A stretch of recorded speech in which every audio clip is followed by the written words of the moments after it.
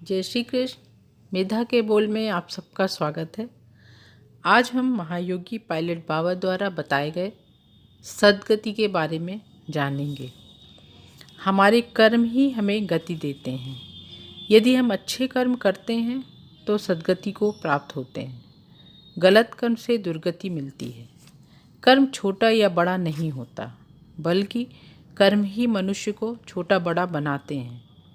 हम जैसे कर्म करते हैं उसका वैसा ही फल हमें मिलता है। हमारे द्वारा किए गए कर्म ही हमारे पाप और पुण्य तय करते हैं। हमारे जीवन में कुछ अच्छा या बुरा होता है तो उनका सीधा संबंध हमारे कर्मों से होता है।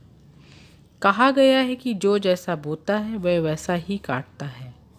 अगर हमने बबूल का पेड़ बोया है तो हम आम नहीं खा सकते, हमें सिर्फ कांटे ही मिलेंगे।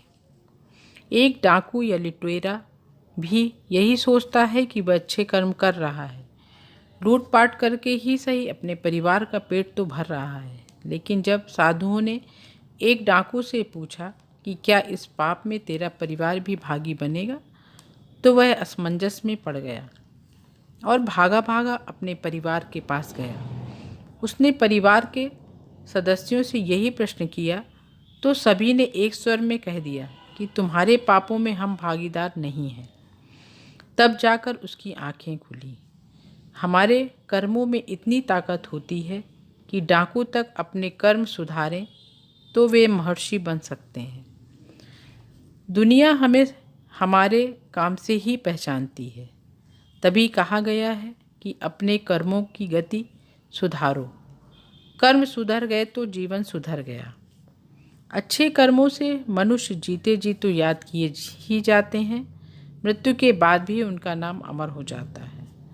हमारे कर्म में हमेशा कोई ना कोई उद्देश्य छिपा होना चाहिए। उद्देश्य के बगैर कर्म बहुत असरदायक नहीं होता। एक बुजुर्ग व्यक्ति ने यात्रा पर जाने से पहले अपनी बहुओं को कुछ बीज दिए और कहा कि इन्हें संभाल कर रखना, जब मैं लौटूंगा तो इन्हें वापस ले लूँगा। पहली बहू ने बीज बक्से में संभाल कर रख दिए, लेकिन कुछ समय बाद ही वे सड़ गए। दूसरी बहू ने उन बीजों को बो दिया तो वे कुछ दिनों बाद वे अंकुरित हो गए और पौधों में तब्दील हो गए। बुजुर्ग जब यात्रा से लौटे तो उन्होंने आंगन में नए पौधे देखे तो वे अपनी छोटी बहू से बहुत खुश हुए।